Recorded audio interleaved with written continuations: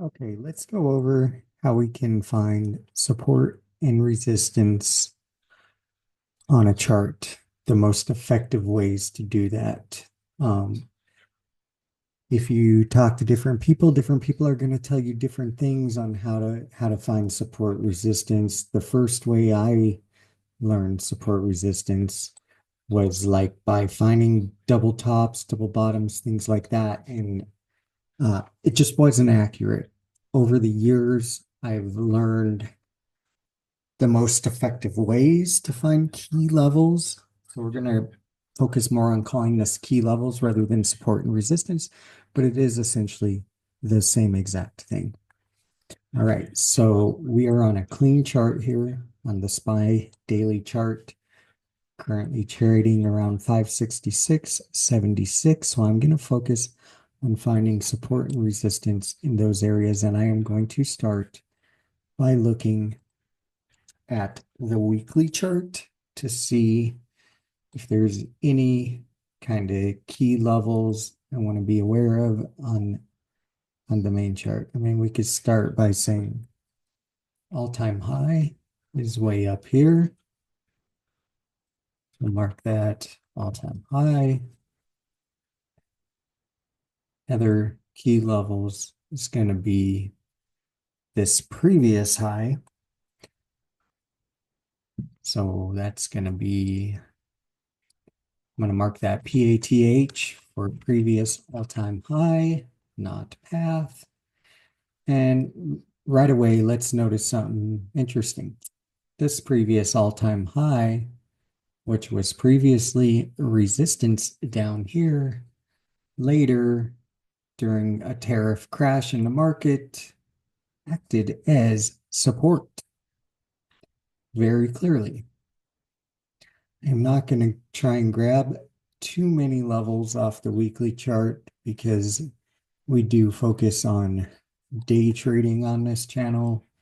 So let me switch over to the daily chart and see what kind of key levels I can find in the immediate area. Right away, this high over here looks interesting as a level. 566.75. Just so turns out that was also the opening price on the last open trading day. All right. Let's see what other levels we can find. An easy thing to do is to just, if you're using TradingView, just use your cursor and slowly move the line up. See if you can find levels that acted as both support and resistance. Okay, you could see that this is probably some type of level here. It acted as resistance here, it acted as support here, acted as resistance here, resistance here. And if we come all the way over, looks like we had a gap up that kind of ended at that level there. So that probably is an important level. We want to focus on most recent times the most, though. Okay. So the next thing we're going to do for key levels is we're going to find any current gaps near us. Gaps are always a key area, and I'll just mark those with dotted yellow lines. Looks like we have another mini gap way up here. If we zoom in real close, you can see it better.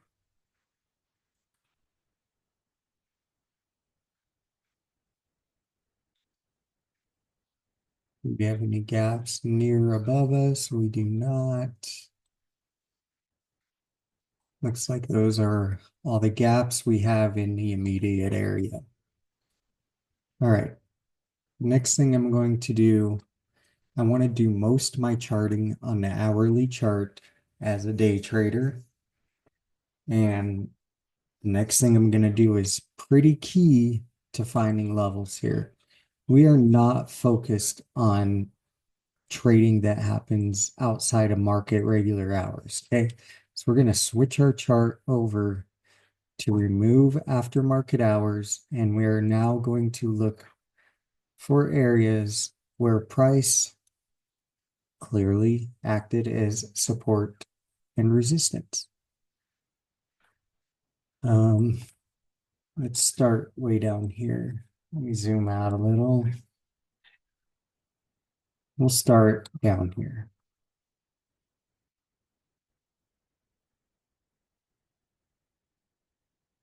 Let's see if we can get more of the chart in here, see if we can see anything way zoomed out. As a place to start.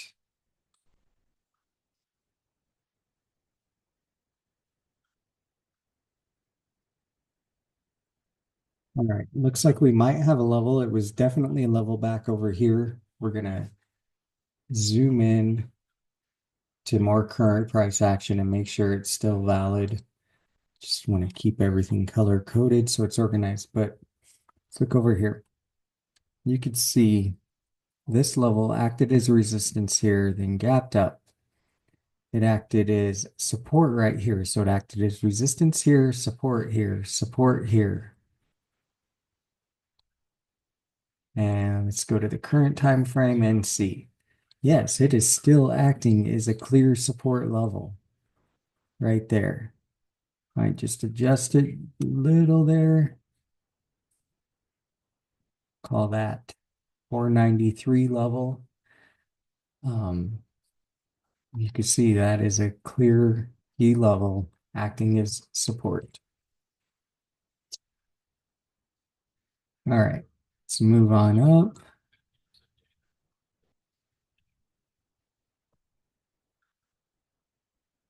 We've got another level right here. Acting as support here, acting as support here, resistance here, resistance here, resistance here. Go up, we got the gap. Do we have any levels in between here? We absolutely do. Acting as resistance here, acting as resistance here, acting as support here. You see it broke out, did a higher low, came back down, higher low again, acting as clear support there and resistance here. This is really not too hard to find key levels. Unfortunately for me, I didn't learn the correct way to do this until after years of trading. So if you're new to trading, oh, how lucky are you to be learning what I would consider by far the best way to find key levels. All right. It looks like here, just on the last trading day, we have a level that was acting as resistance, then turned support. I don't know how big that level is. I'm going to look at some other areas on the chart to see how big it is. I mean, acted as resistance here, acted as support here, resistance, broke through a little here. I mean, I would say that's a pretty key level. I am gonna just put dots on that because it's kind of more like a helper level than a main key level. All right. Next up, is this a level? Let's see, let's see. I would say this is another helper level. I mean, it's acting as resistance, resistance, support, resistance, resistance. Had a gap on it.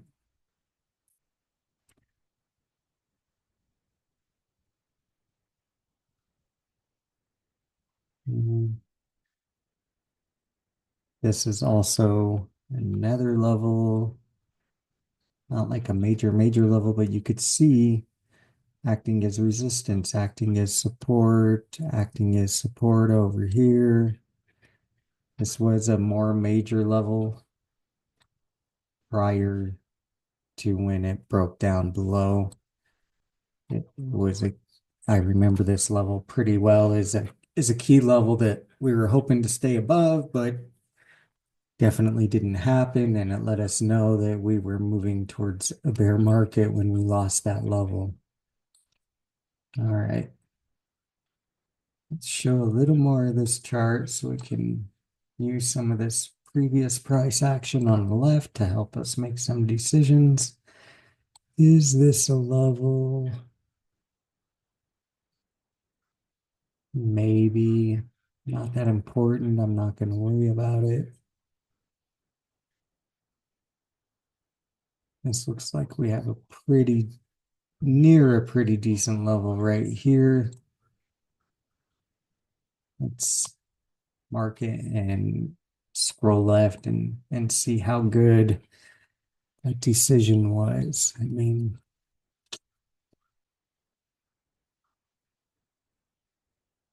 you could definitely see it back here, acting as a pretty clear level, acting as support over here, acting as resistance over here. Looks like it's almost a zone, like we might be slightly off. I'm going to go ahead and keep that level though, as 579.75. I mean, nothing is black and white in trading. So even your support and resistance, it's more of a zone. It's more of like give or take a few cents, 10 cents, 15 cents, 20 cents, who knows? But it can help you to make decisions, can help you to make entry decisions, exit decisions, know what's going on with price. We also have another clear level right here, it looks like. Acting as resistance, acting as support, acting as resistance. The most recent times are, again, the most important. I'll keep this level 584.15. I'm just rounding off with the numbers on what I'm typing in there.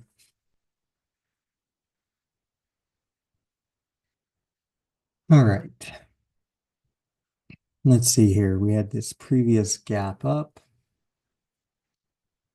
Acted as support, acted as resistance.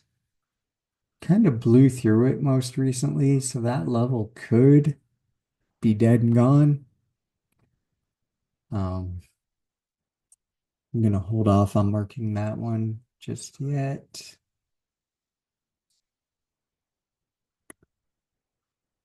I would say this looks like a pretty clear level here.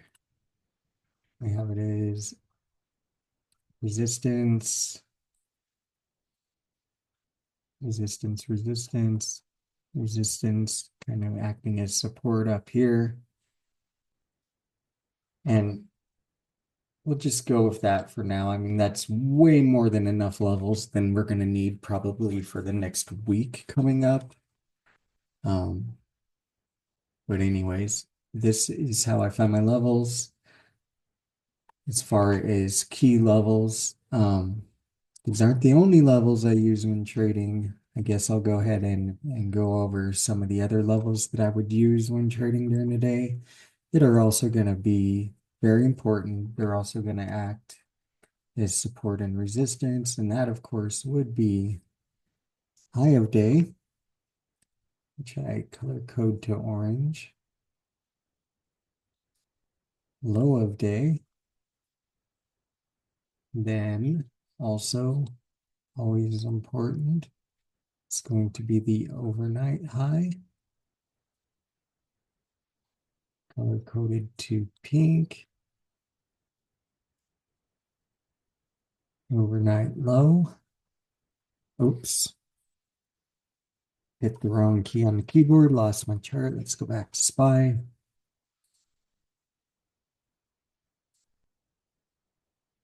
Overnight low. Okay. And I also use value areas. I'm not going to go over that now. Some other things that could possibly act as support or resistance throughout the day, one being VWAP. And if you use TradingView, I always got to go into the VWAP settings, go to style and remove all this extra stuff because it's just a bunch of noise I don't need on my chart. Thicken the line so I can see it better. You could see VWAP kind of acts as a level quite often.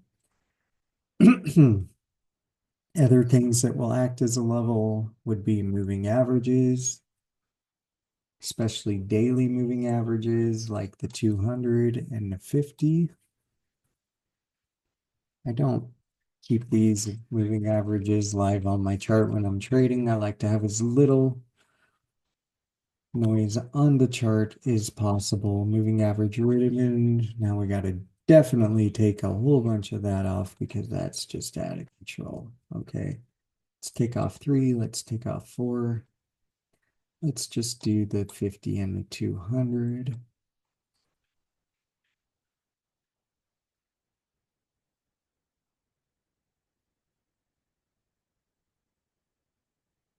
The 50 and the 200 crossed recently. I don't trade moving average crossovers, things like that, but you'll see a lot of that stuff on YouTube. Just levels that could act as potential support or resistance, or that you can use to help you in your analysis. But the main point of this video is that we got to learn at least a little bit on how to find key levels on a chart. I would suggest that you try doing this on your own. Just pull up a chart of a stock you'd like to trade, try to find some of these key levels, mark them, come back and look, see if they acted as key levels, see if through the day that when that level went through, if it was moving up, did it come up and then do a higher low over it and continue? If so, then that means you're probably getting fairly good at finding key levels on the chart. All right. Keep your accounts green, practice great risk management. See ya.